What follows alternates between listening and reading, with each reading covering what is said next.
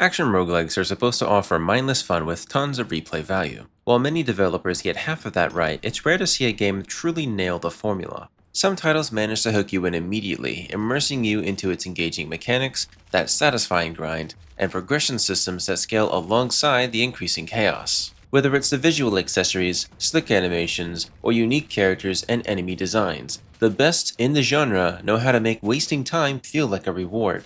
I can't very well say that I got that impression from Conquest Dark. It starts off interesting, something that I pointed out during my previous Steam Next Fest coverage, but the longer that you play, the more that feeling fades. Despite gaining more skills, combos, and levels, it never felt like you ever got stronger, because the game constantly scales above you rather than with you, or just below you. This is something that kills that satisfying sense of progression these games thrive on. When I play a game like this, I want to experiment. I want to explore builds, test out wild combos, and maybe even stumble into some chaotic synergy that breaks the game in the best way possible. But the more that I played this game, the more that it felt like I was being funneled into very specific builds through the itemization drops and default start playstyles, which I was mostly drawn to mage and range. You could play a close quarter playstyle, but it never felt rewarding, compared to stacking attack speed runes, triggering massive AoE lightning strikes, or using high speed ricochet projectiles,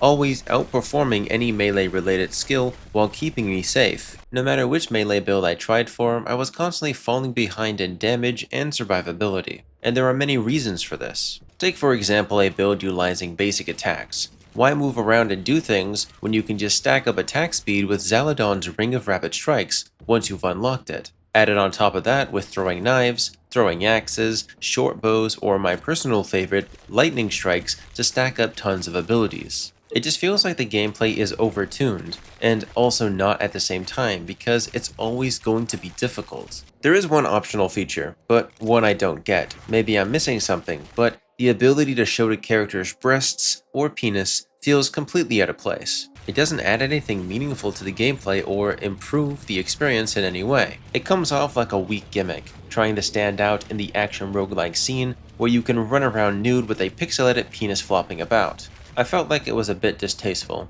but at the end of the day, this is optional, so it is easy enough to ignore, just weird to see it be implemented in the first place. What sets this action roguelike apart is an optional mechanic called the bleed system. You're a human tossed into a ritual-filled world where your only goal is to kill everything and survive. As you take damage and your health drops, you will also begin to lose your humanity, more specifically your body parts, triggering this bleed effect that causes lethal damage over time. You can counter this by stacking high bleed resistance and boosting sustain drop rates, but it's a finely tuned system that clearly favors specific playstyles or just avoiding the encroaching enemy creep.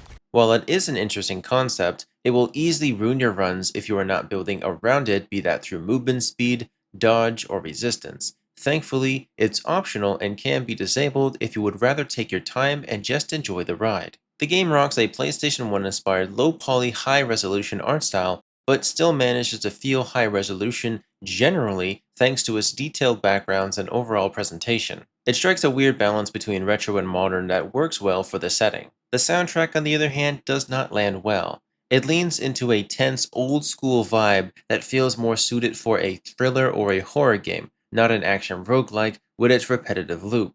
While it does complement the ritualistic aesthetic, it just never managed to pull me in or to enhance the gameplay experience in any meaningful way. Like most action roguelikes, the core loop is similar. You're trapped in an arena, or in this case, the ritual sites, where you fight off waves of enemies for a set amount of time. Once the ritual is finished, you are then killed immediately. If you're looking for an endless mode, you can take on the challenge of the arena for that style of gameplay. Usually around the 5-minute marker of rituals, a boss or multiple bosses spawn with their own mechanics, adding a little bit more pressure. What sets this apart from the rest of the game is how stingy the game is with health drops here, compared to the larger enemy spawns. If you have this bleed mechanic enabled, it becomes more of a race against time than a fun strategic experience. The challenge shifts from mastery to pure attrition as you slowly, and I do mean slowly, work your way through each ritual site as you stockpile resources to upgrade your weapons, gear, and powers for future runs, and this mechanic can be easily missed or forgotten by some.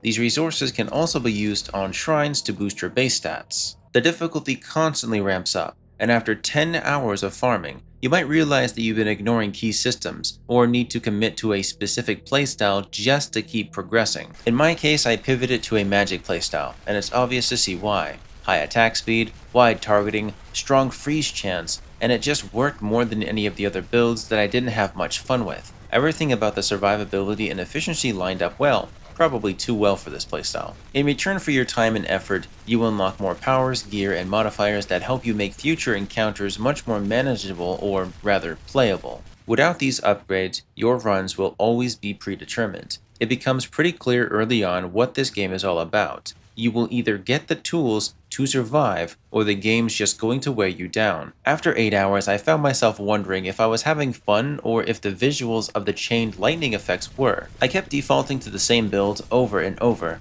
I could have switched things up or even enabled random mode, but none of it really clicked the way it does in other games in this genre. When you land a solid build, pushing through endless mode to see how far you can go is enjoyable. But getting there feels like a chore, reaching new hurdles, grinding new materials, only to be met with the same repetitive rituals and music with slightly tweaked enemies got boring fast. Eventually I stopped picking it up. Action roguelikes are meant to thrive on replay value.